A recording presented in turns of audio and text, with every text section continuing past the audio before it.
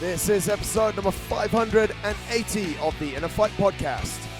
Welcome back to another episode of the show. Thank you everyone, no matter where you are in the world, for tuning into this show. And thank you to our show sponsors, Smith Street Paleo. If you haven't already, please do hop over to the website, smithstreetpaleo.com. Check out all the stuff that's over there. There are, in fact, recipes. And I know this might sound slightly revolutionary in the day and age of ordering on Deliveroo and Uber Eats, where you can go to the supermarket, buy the groceries, take it home, and cook yourself some healthy food. Crazy though it might sound, some of you might not even have ovens anymore.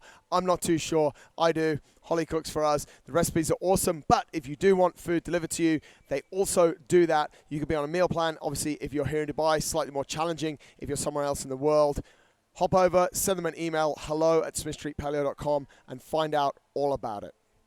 I'm super excited for today's guest. Actually, it was just a random email out of nowhere from this guy's wife, Abby. Scott Jenkins is an ultra athlete. He's been playing around with ultra sport or ultra events for the last 10 years, cycling, running. And what's awesome is he actually does a lot of this with his brother. I tried to ask him if they race each other and just try and rip each other's faces off, but he said that actually they help each other along the way. Maybe we should get his brother Rhys on another time as well. But Scott has done some incredible things over the last 10 years. He does races that are put on. He makes up his own challenges. And as he shares with us during this show, he learns a truckload. And then he goes back to his job at Johnson & Johnson, which he travels a lot in. He has training peaks, just like a lot of you guys. He gets his program from a coach, and he goes and gets it all done. Super inspiring guy. I really enjoyed the conversation, and hope you guys do too. As I always say, no matter where you are in the world, we really appreciate you downloading this episode of the podcast, and I hope you guys enjoy it.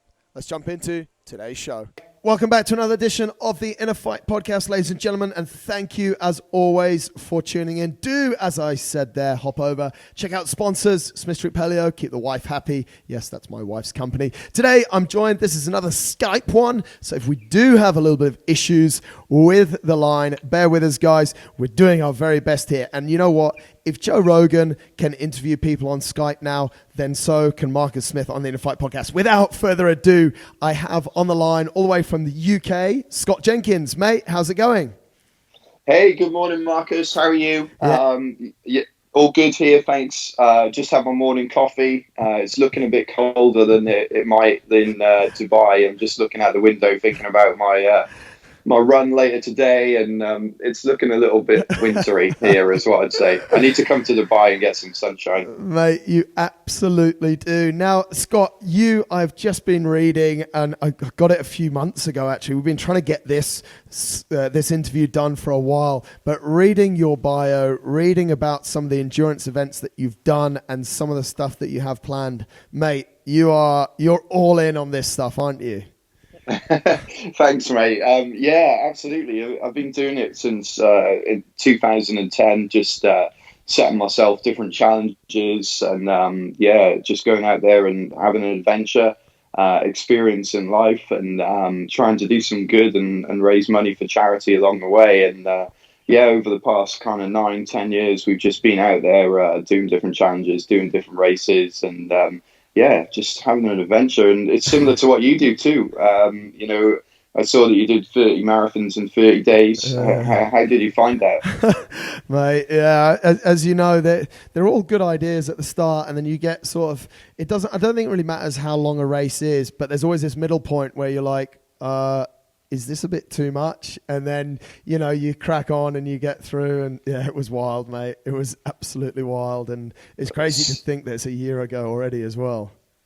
It's so true, isn't it? You kind of, what's Mike Tyson's quote? And I don't like to quote Mike Tyson, but everyone has a plan till they punch you in the face. Yeah. And that's a little bit like ultra running, right? You know, there's going to be loads of problems, loads of challenges during a race. And, ultimately, it's how you overcome those challenges, those obstacles that get you to the end. And I think that's like a microcosm of life. And I think that's probably one of the reasons why I love ultra running is that you do embrace challenges in life and different obstacles and different problems to solve. And I guess, things that I've learned in ultra running, that perseverance, that mindset to want to keep going when times get tough, ultimately help you get to your goal in ultra running. But it's the same process in life, solving problems and getting to your goal.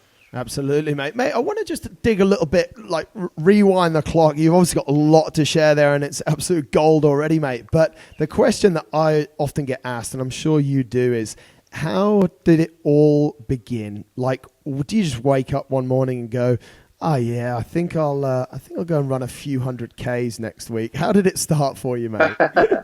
I think the very first race I entered was the Llanelli half marathon in Wales. Again, nice rainy run to get underway and get into running. I'd always kind of run when I was younger.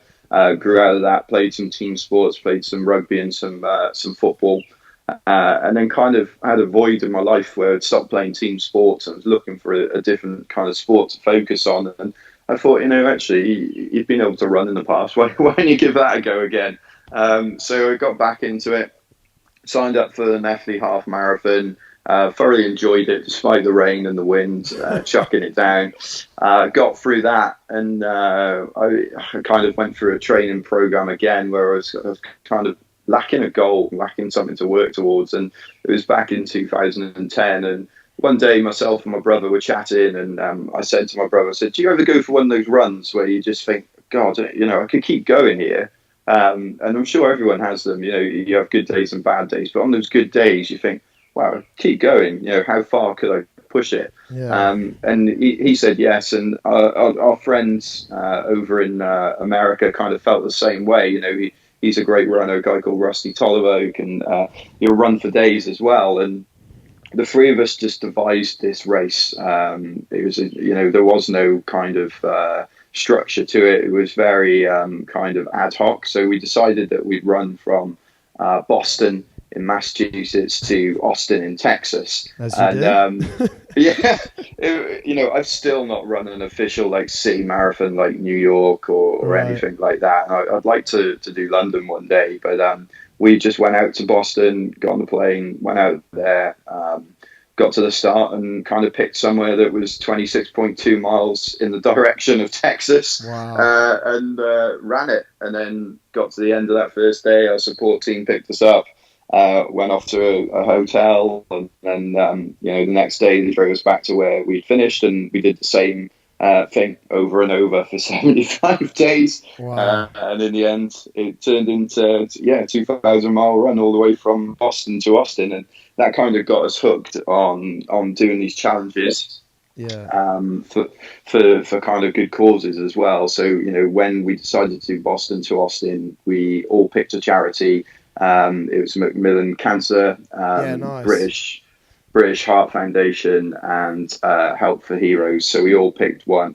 And we ended up raising a significant amount of money for charity. And actually after that, I was thoroughly exhausted. But after a few months, you kind of get twitchy. I'm sure you've had it as well. You kind of start thinking, okay, what's next? What am I going to do next? And we just kind of carried on in that vein, trying to find different challenges, different races, and try to do some positivity in life by raising money for others, I guess. What's quite unique about what you guys have done is, you as you said it there, mate, you've designed a lot of your own challenges, whereas I think generally, like a lot of people, okay, they'll start to Google stuff and, they'll see stuff in a country maybe they want to visit, and I think that's a great reason. Or, in ultra running, people are like, oh, we need to do MDS because that's the oldest or one of the oldest. And, they're all great reasons. But talk to us a little bit, mate, because you've also done a lot of organized races. Talk to us the difference between just creating an adventure and a challenge for yourself or for you and your brother Rhys, or entering a sort of recognized race. I think that's a really good question, mate. There's some big differences. I guess in the organised races, you have more of a safety net, and I hate to use the word organised, but it is a lot more organised. Whereas the challenges are a little bit off the cuff. So I've literally a month ago. I mean, I'm not sure what the date is today, the 10th of November. So this time last month, I was running the Moab 240. Ultra marathon over in Utah, and the organization was just incredible. Destination Trail, they put on some amazing events, and lucky enough to go and run this 240 epic around the mountains and desert of Utah, and super remote. Not very accessible in terms of the aid stations because of the nature of the course and where it was. Yeah. And what you found was that those guys, the aid stations were just incredible. When I've run organised events in the UK, they seem to be a lot more low key. So like you get to an aid station, there might be, some crisps and dip and, some watermelon, and out there you get into these aid stations and they've got, do you want a burger? Do you want a quesadilla, burrito? No way. Which was just incredible. I've never really experienced that, but it was amazing. And actually you do need a lot of calories, of course, to get kind of through these events. When you compare that level of organization with some of the challenges that we've done in the past, in particular, Boston to Austin, we never knew when we set off running in the morning each day where we'd stay for the night. Yeah. And three of the most stressful things were kind of where we're going to stay, where we're going to get the next meal from, and how we're going to stay safe during the day. And those were the three most stressful things. I didn't worry about anything else. Didn't worry about, appearance or kind of, creature comforts or anything, just those three kind of focus points, almost like Maslow's hierarchy of needs. You're on the bottom level. I love it.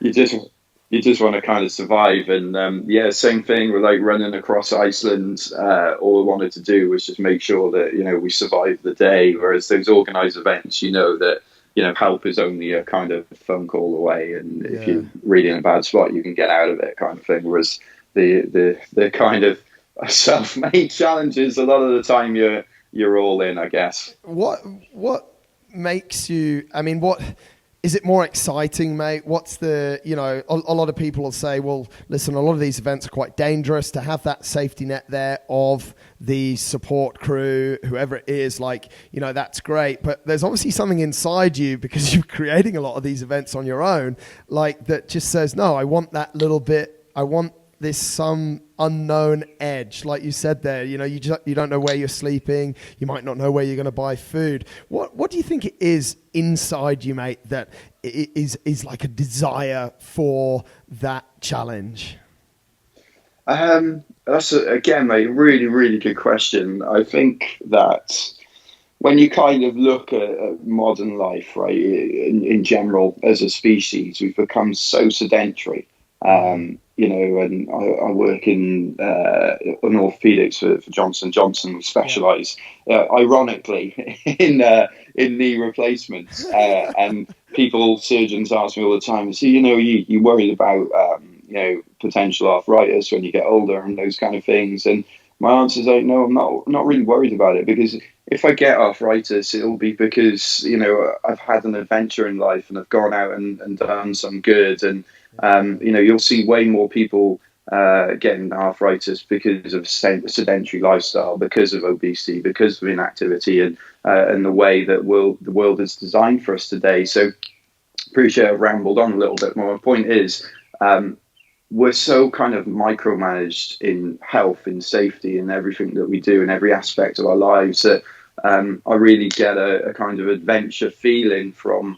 And forgive me, I was stalking your Instagram yesterday and looking at some of the awesome adventures that you've been in. And on one of them, you talked about, just standing there looking into a vast empty space, and it excites you. Yeah. And I have that same feeling, not knowing whether something is possible, accepting that there's going to be risks and tribulations and problems along the way. But the feeling that you get when you overcome those problems and risks is incredible. You get such an adrenaline buzz, such a great feeling at the end of those challenges, and it motivates you for life. And I saw David Goggins recently on just before Moab talking about recertifying as a savage, which is, it's a great phrase to put it, but I get where he's coming from. It's giving yourself that kind of putting yourself in a really difficult situation, having to overcome it, and then the feeling that you can accomplish anything by overcoming it, and that for me really drives me on. And then I think it's the kind of life CV principle of, when you get old in life and you look back at life, what do you want to remember? Do you want to remember the times where, you had adventures like you did, where you did your 30 marathons in 30 days, or the race over in Kenya, or do you want to, look back at your life and go, oh, I can't really remember what I watched on that Thursday back in October. Well, I'm going to remember that I was running the Moab 240 in Utah. And yeah, I think the other aspect of that is doing good. I think, the other thing that you'll remember in life is the times where you did something positive, you did it for a good reason, and ultimately helped other people. And that for me is the reasons why I do these ultra challenges. Mate, talk a little bit more about that, because between you and your brother, you've raised somewhere in the region of over £50,000 for those charities that you spoke about. How much does that mean to you, and how did you get into the whole charity side of it to start with?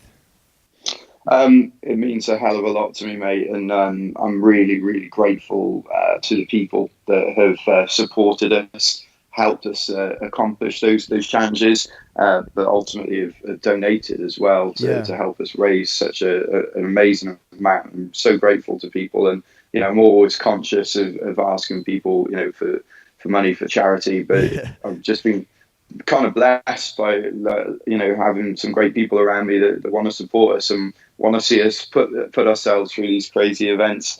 I think it's how did I get into kind of doing that thing? Well, for me, like I was when I was younger, I was working in Wales as a personal trainer, and I was working in an area of Wales that perhaps didn't have all the kind of facilities and amenities that other parts of the UK do, and I wanted to kind of help the local Healthy Hearts club. I wanted to do something for the people that had these cardiac events, and the reason for that was because I couldn't believe that these people had been through kind of such significant cardiac events, yet were so overwhelmingly positive in life, and kind of reflected on that and speaking to them, and it was evident that they felt that they'd had a second chance. And here am I, on my first chance, just kind of treading water, going through life, and I thought, actually no, what I want to do is push myself, try to help other people, and have an adventure in life. So that was the reason why. Mate, you mentioned a couple of times there that you are employed by Johnson & Johnson. You have a full-time job. And I think what a load of listeners are probably thinking is you do all these epic events, you take time off, you obviously train an incredible amount. What I want to ask you is, how do you make all of this work, mate? It's a nightmare, mate. It's an absolute logistical nightmare. I mean, you must know yourself, running the podcast and the gym. It's incredibly difficult to fit everything in.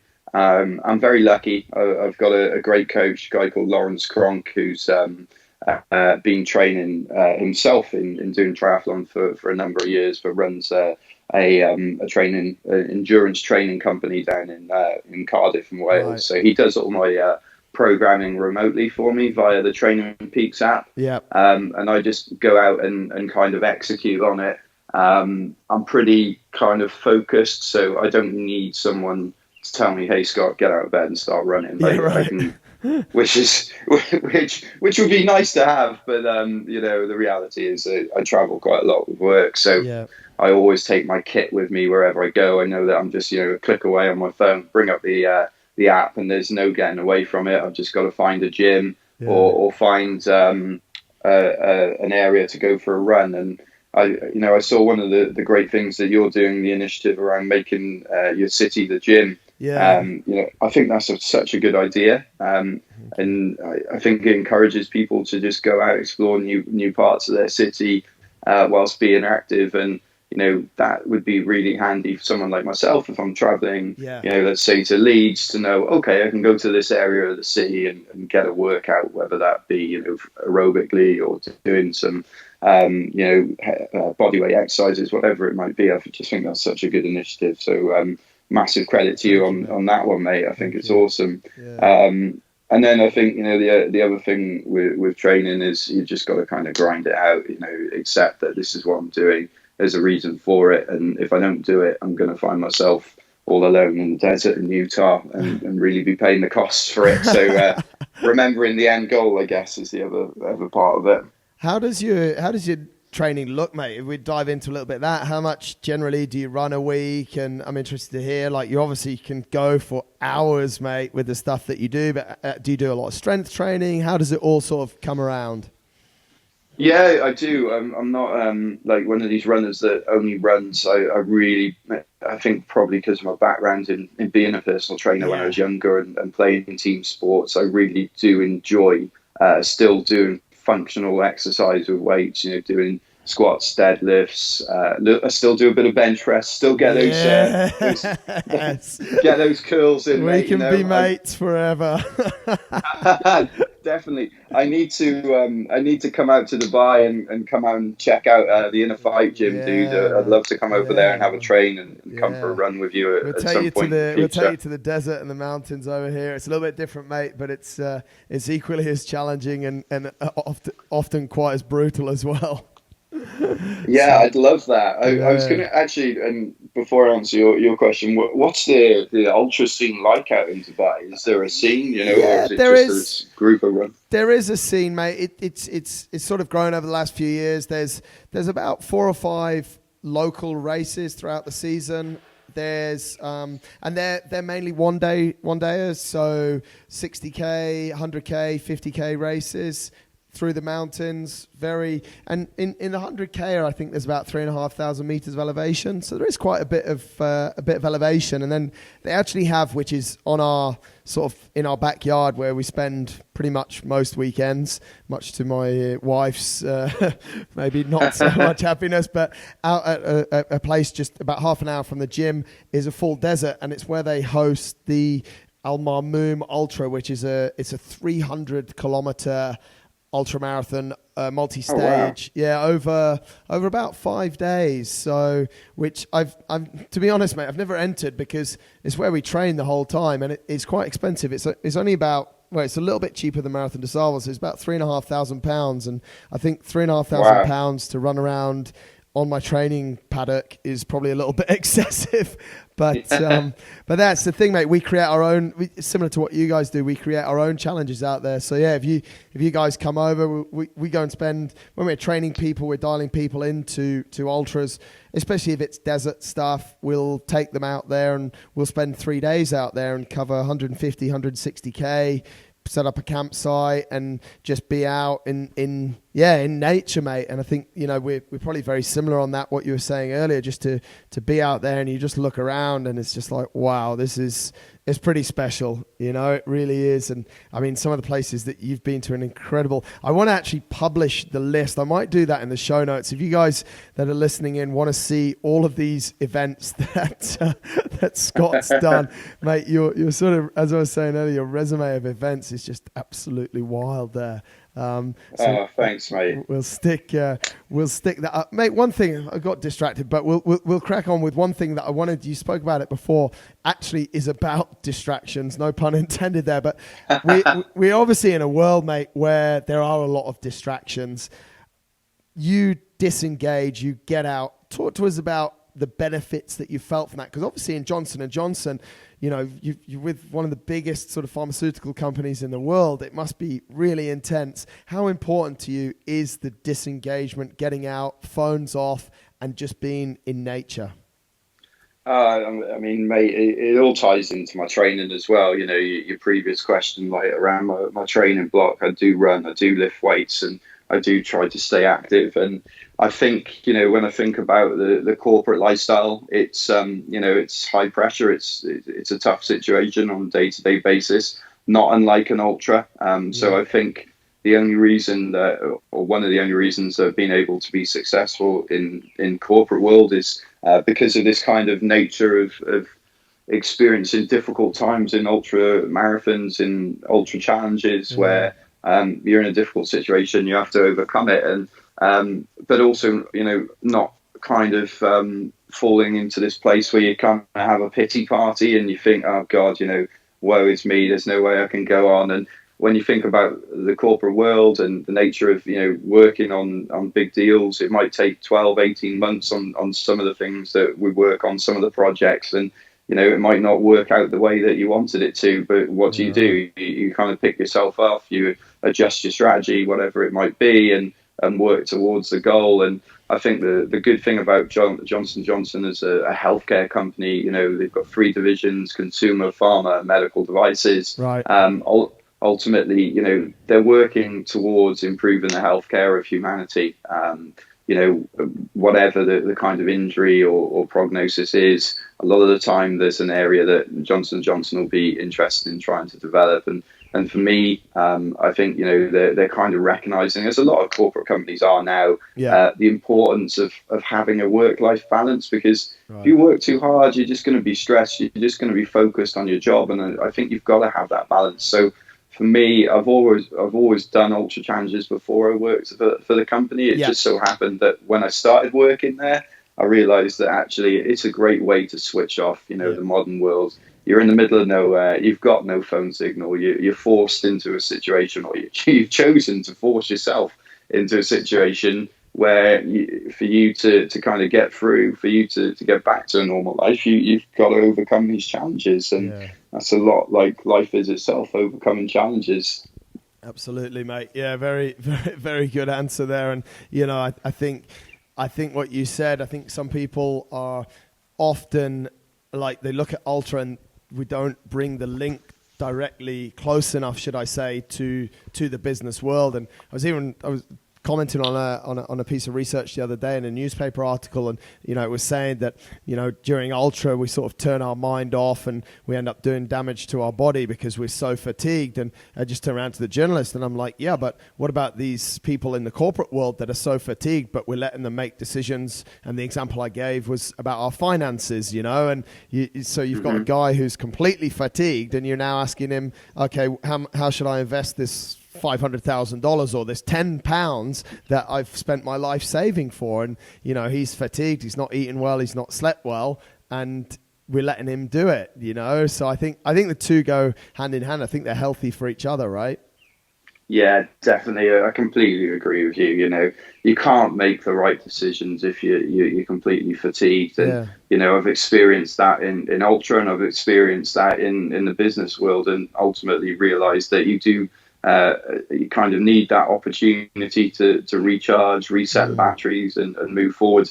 I'm all about like the growth mindset. I really kind of embrace that attitude that, you know, you make mistakes, but the most important part is to learn from them. You get knocked down. The most important part is to get back up and move forward. And, you know, as I said earlier, I've just come back from the Moab 240, and, you know, I made mistakes in that race, and I look back on it, I'm like, okay, that's great. You know, those mistakes are great learnings that I can, you know, take into other races that I do in the future. And that's what life should be, right? You learn from your experiences and move forward. Mate, one question that I get asked a lot is, what do you do when it gets tough? People ask me if I use music. People ask me what I think about. I'm really interested to get your take on it. How do you push through when things are really tough? Legs are sore, head sore, everything's just not going in your favor. What's your go-to action plan to make sure you get to the finish line? Just pizza, ibuprofen, and that's it.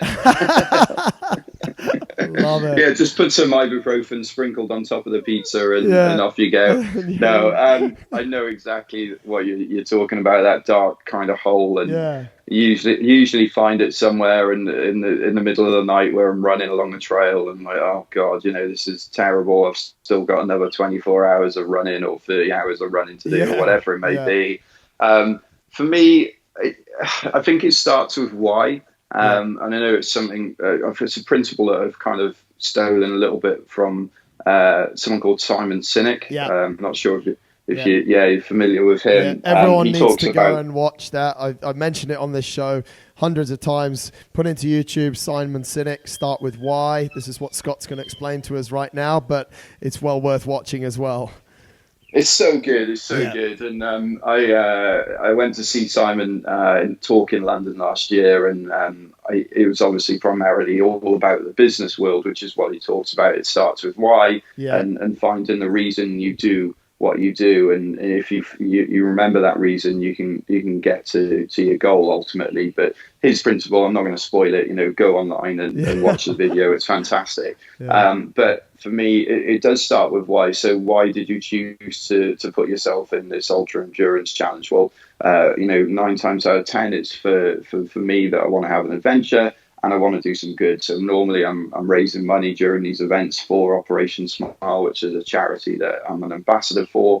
They do amazing work and I want to support them. So I don't want to let them down. It starts with that reason. And then it's a case of, okay, well, if you don't want to let them down, you better keep moving forward. So what's the next goal for you? Well, it might be an aid station, or it might be, actually knowing that I'm going to have a slice of pizza in the cold, dark, wet night, just to warm you up, and sit down for 5 minutes might kind of be enough to reinvigorate you.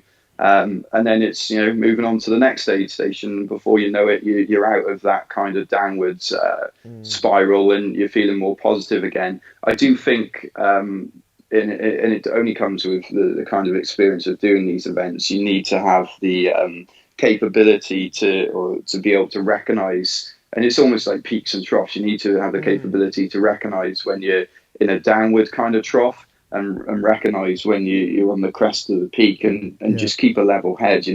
For me, the bad is never as bad, and the good is never as good until you get to the end. So keep everything in perspective, I say. I think that's it, mate. I think that's a really good way to sort of look at it. You've got to admit that something's going wrong as well, haven't you? And I know a lot of people say, oh yeah, my legs aren't hurting.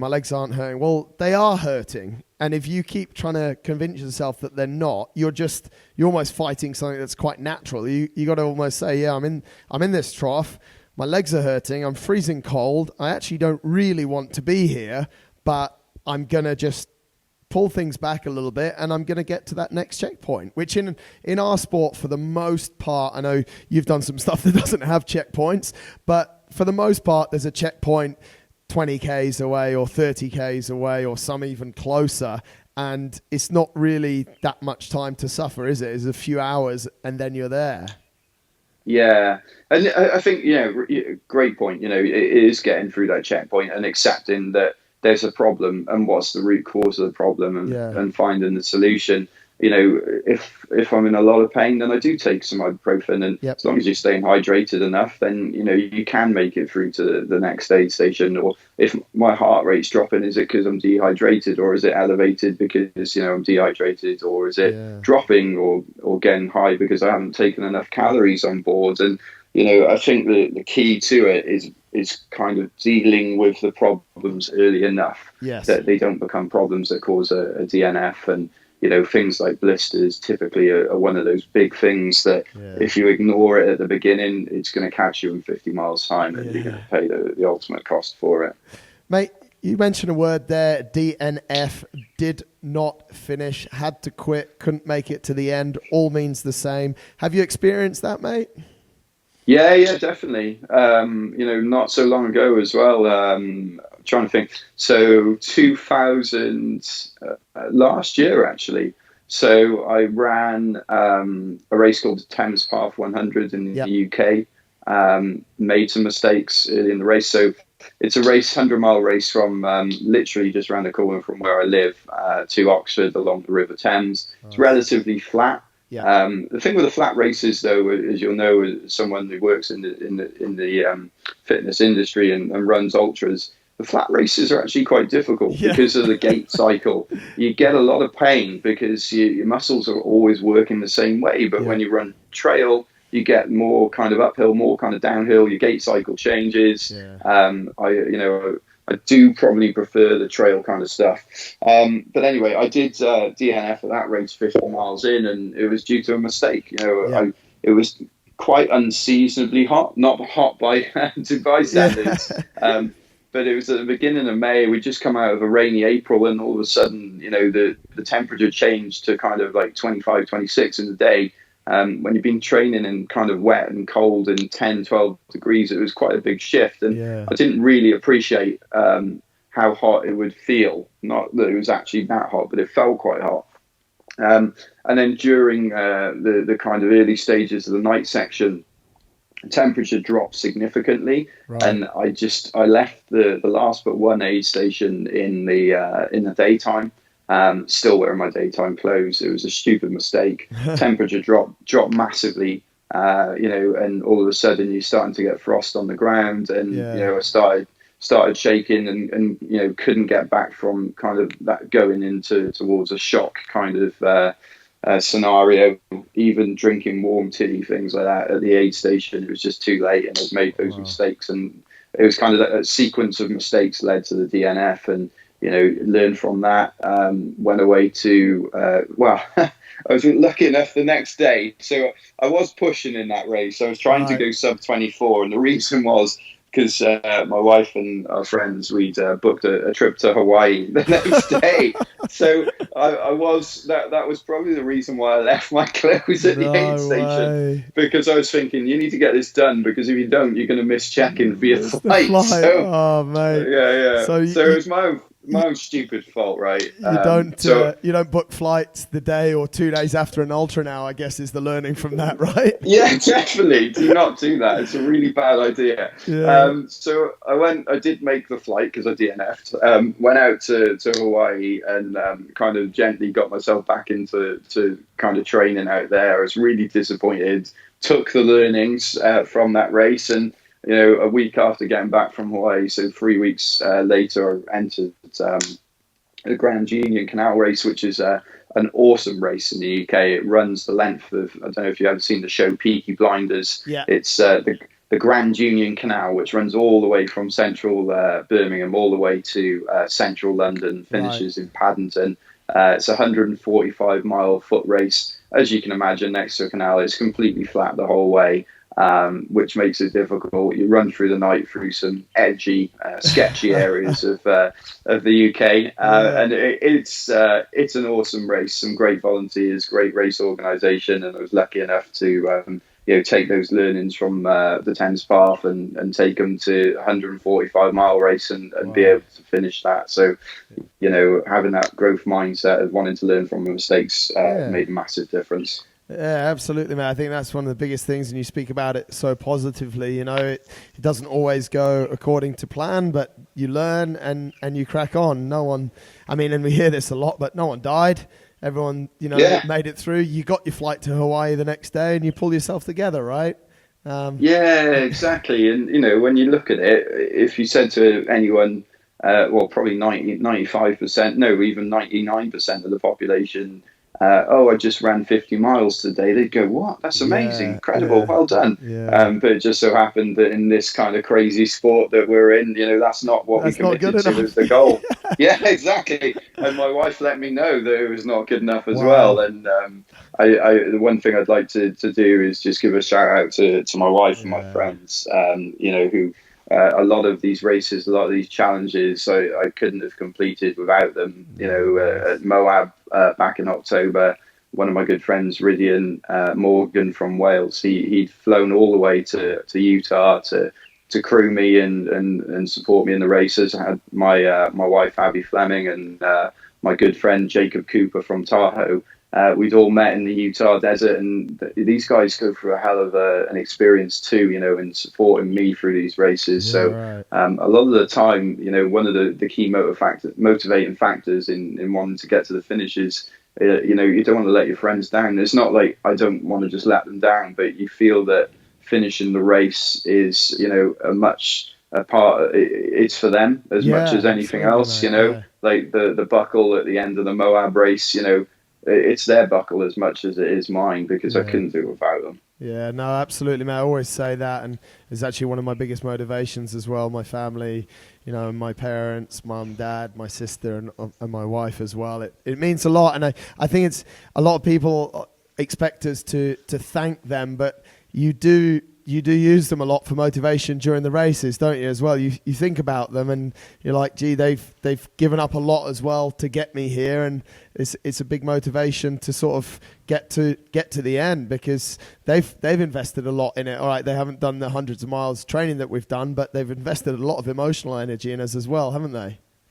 Yeah, a lot of emotional energy, a lot of physical energy too. Like when we did the Moab 240, the principle of that race, you're on your own for the first 72 miles. Then you meet and it's a non-stop 240-mile foot race. Wow. And then after 72 miles, your crew can jump in and support you. One of the things for the guys that was so difficult about crewing that race was that the access to the aid stations to be able to meet me at each aid station, it required like a high clearance 4x4 vehicle. So the nature of those kind of tracks is that, it's completely overgrown. There's huge boulders, huge rocks, and it was taking them, in some cases 3-4 hours to be able to drive the 20 miles from one aid station to the next. And they get there, and they may have like a few hours to be able to catch some sleep, and then one of them would be out of the car supporting me, running alongside me for that section. And that might be the middle of the night. In the middle of the night out in Utah, we were in 10,000 foot mountains. It was -8 degrees. And then, the next day, that same person, after taking a slight break, might be out of the car running with you, and it was kind of 25 degrees. And then they're, back in the car. They're not getting the opportunity to kind of stretch or anything like that. Yeah. And it's a massive toll on those guys. And that's what I mean. Like, it's for them as much as anything else. Mate, you've run in some incredible places. You put your own challenges together. You've done some of the more famous ultra races. You seem to have done a lot on the other side of the Atlantic. I want to ask you, is there a bucket list? Is there stuff that you just have that you're gonna do? And what is sort of up there at the top? What would you really want to do? What would be your ultimate endurance challenge? Call it that. Oh man, that's a really good question. Well, I'll take a second. What's yours? I don't have a bucket list, so I'm quite strange. I literally, mate, someone will send me something, I'll read it, I'll either go, I want to do that, or I don't want to do that. And my decisions, it's maybe a strength and a weakness. I don't really think about stuff. I just, when we decided to run across Corsica, I was sat in a hotel bed, in a hospital bed, just after my crash. And a few weeks earlier, someone had sent me the GR20 across Corsica, and I'd read it, but I wasn't even focused on it because I was riding my bike. But then, when I can't ride my bike anymore, I just sent it to a mate and I said, let's do this. So a lot of mine is very impulsive. I think I have a criteria though. Like the more I think about it, I've got a criteria. I just want to go to places where I can disconnect and have amazing adventures, and which is very broad because that's pretty much what ultra running does. But I don't know, I'm really big in life on sort of gut feelings, and actually sat here in the office here at InnerFight, I can see in the bookshelf a book called Gut Feelings, and I remember reading it about 10 years ago, and I think that's sort of what's helped me. So yeah, I just people send me stuff, mate, and if I like the look of it, I'll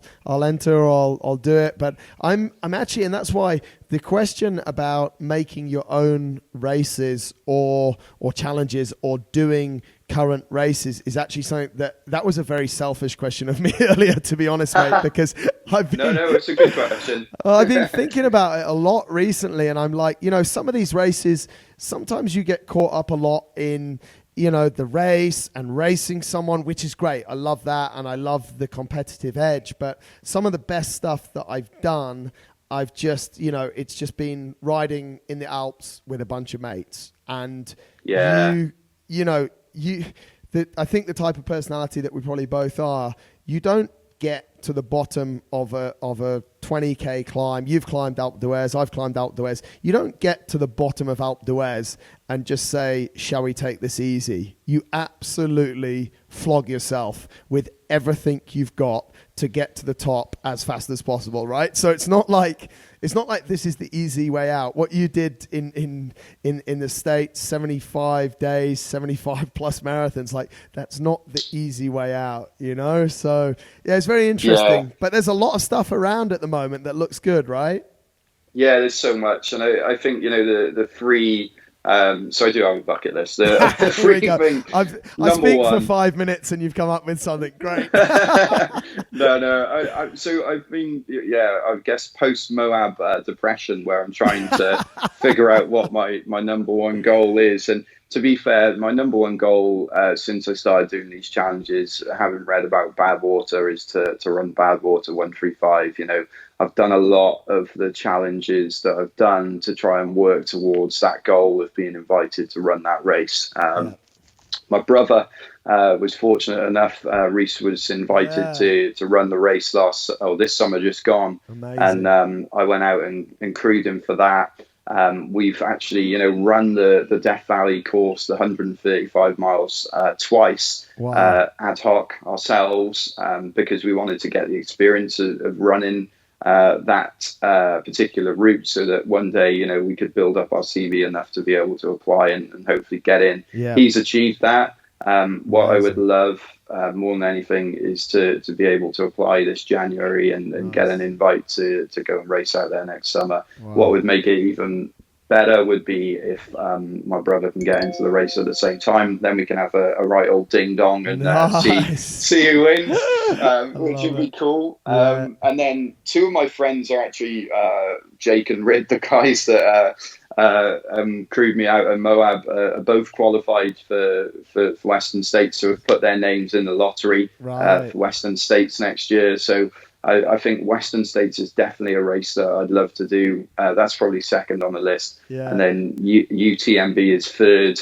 And that's just with like races that I'd like to do and that I know of. And then I'd say Tahoe 200 would be fourth. And then I'd like to go back and do Moab 240 again at some point. And that's just the races. Challenges. I'd love to run coast to coast in the States one day. That would be really, really cool to do.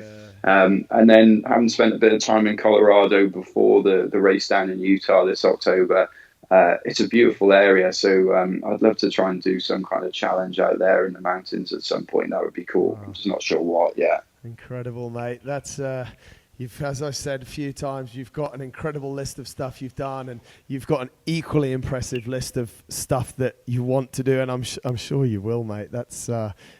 So have you, mate. You look at the things you've done. You've done some epic adventures. What was this race over in Kenya? I saw that. That looked amazing. That was, mate, multi-stage, 5 days, 230k. Very, very unique race, mate. It's almost an opportunity of a lifetime, because you can't, as a general public, run through the game reserves that we ran through. But Beyond the Ultimate, the company that organised it, they get it all open up. The course is lined with rangers, and you can just run, and it's self-supported as well. So you just get water every sort of 10k and carry everything else for 5 days on your back. And it was quite good fun. We had quite a nice tussle with a few guys, so it's always fun when it's a race. And that's why races will always be something that I think is important for me, and obviously it's important for you, to go over to beat your brother in Badwater and to race in those races. So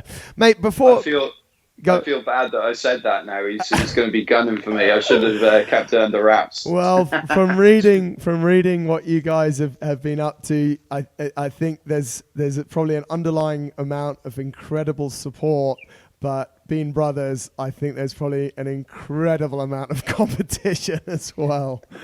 Yeah, to be fair, my brother's got he's got 7 years on me, so he's a bit younger, fitter, Yeah. But we always run together. To be fair, we've always done these challenges together, and it's more banter rather than full on aggression. And we've helped each other through some really difficult situations. Amazing. And I'm just lucky and fortunate to be able to share them with him. Yeah. Can I ask you a quick question? Yeah, as well? You can, mate. Sure.